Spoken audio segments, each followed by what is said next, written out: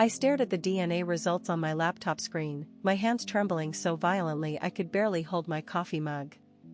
The people I'd called mom and dad my entire life weren't my biological parents. My name is Sarah, and at 32, I thought I knew everything about my family. Mom always said I looked nothing like them because I took after some distant relative. Dad would joke that I was the mailman's kid whenever I'd ace a math test, since neither of them could balance a checkbook. We laughed about it. God, we actually laughed. I'd only done the DNA test because my coworker Jessica was obsessed with genealogy. Come on, Sarah, it'll be fun. Maybe you're secretly related to royalty or something. So I spit in the tube, mailed it off, and forgot about it for months. The results were supposed to show me cute connections to distant cousins and maybe explain why I had such curly hair. Instead, they shattered my entire existence. 0% DNA match with either parent. My fingers flew across the keyboard, searching through my matches. There was a woman named Linda Martinez with a significant DNA connection, close enough to be an aunt or grandmother.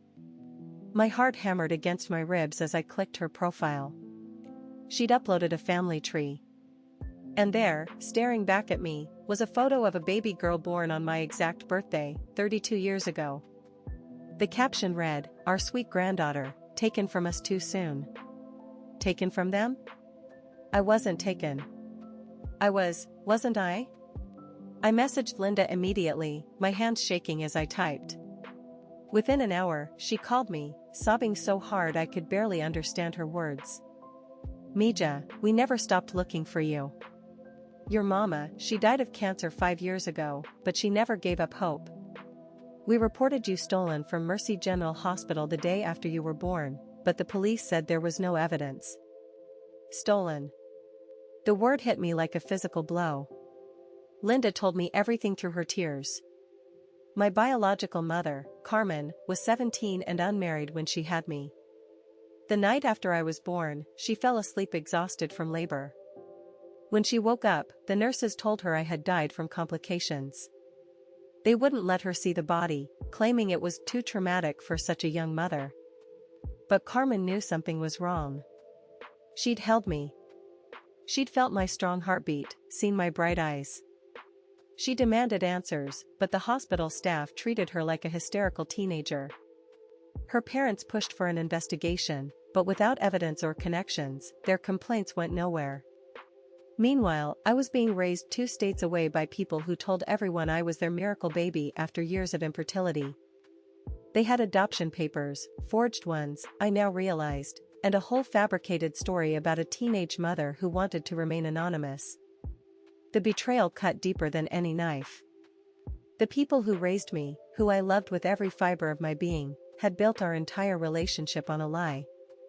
They'd stolen me from a family that grieved for me. They'd let my real mother die thinking her baby was dead. I confronted them that night, walking into their house with the DNA results clutched in my fist like a weapon. Dad's face went white when he saw the papers. Mom started crying before I even said a word. "Sarah, sweetie, we can explain." "Explain what?" "How you stole me. How you let my real family think I was dead for 32 years. The truth poured out in ugly, devastating chunks. They'd tried for years to have children. Multiple miscarriages, failed adoptions, mounting debt from fertility treatments. Dad worked as a security guard at Mercy General. He'd seen young, unmarried mothers come through, some with no family support. We weren't evil people, Mom whispered. We wanted a family so badly. And when we saw you, this beautiful, healthy baby with a mother who seemed so young and scared. Dad had befriended a night shift nurse who was drowning in gambling debts. Together, they orchestrated the whole thing.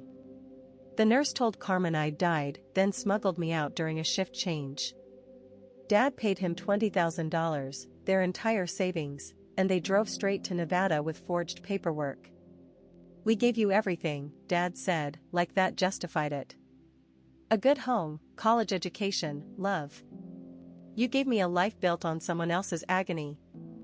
I stormed out and didn't speak to them for weeks. But I couldn't just sit in my rage.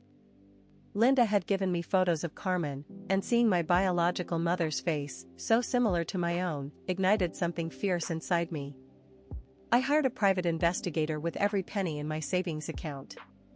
We needed evidence of the conspiracy, proof that would finally give Carmen the justice she deserved, even in death. The investigator was brilliant. He tracked down the nurse who'd helped steal me, Marcus Webb, now retired and living in Florida. Marcus was dying of emphysema and apparently ready to clear his conscience. He'd kept documentation of everything: the falsified death certificate, the forged adoption papers, even text messages with my dad planning the whole scheme. But the real bombshell came when we dug deeper into Mercy General's records. This wasn't an isolated incident. Marcus had worked with 3 different hospital employees over 7 years, stealing babies from young, vulnerable mothers. They'd falsely declared at least 12 babies dead and sold them to desperate couples who either didn't ask questions or didn't want to know the truth. 12 families destroyed. 12 mothers who grieved children that were actually alive and growing up with different names, different parents, different lives. I took everything to the FBI. The case exploded across national news within days. Marcus Webb died before he could stand trial, but his confession led to arrests across 3 states. My adoptive parents were charged with kidnapping, conspiracy, and fraud. The hardest part wasn't seeing them in handcuffs, it was watching Mom break down in court, still insisting they'd loved me, still believing that somehow made it okay. But standing in that courtroom with Linda beside me, holding photos of Carmen, I finally felt the pieces of my shattered identity beginning to heal. My biological mother was gone, but her family welcomed me with open arms. They told me stories about Carmen's dreams of becoming a teacher, her love of dancing, her determination to give me the best life possible. The civil lawsuit against Mercy General resulted in a $15 million settlement that we donated to organizations supporting young mothers. The hospital implemented new security protocols, and Marcus's confession led to reuniting 2 other stolen children with their biological families. I still struggle with forgiveness. I loved my adoptive parents, and part of me always will. But love built on lies isn't really love at all, it's just beautiful deception wrapped around someone else's nightmare. Carmen never got to see me graduate college, never got to meet the grandchildren she would have adored. But she never stopped believing I was alive, never stopped fighting for the truth.